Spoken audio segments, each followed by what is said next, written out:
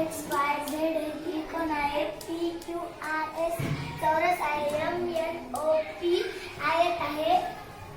A B त्रिज्या आहे. बी केंद्रबिंदू आहे. सी डी व्यास आहे. ई एफ जीवा आहे.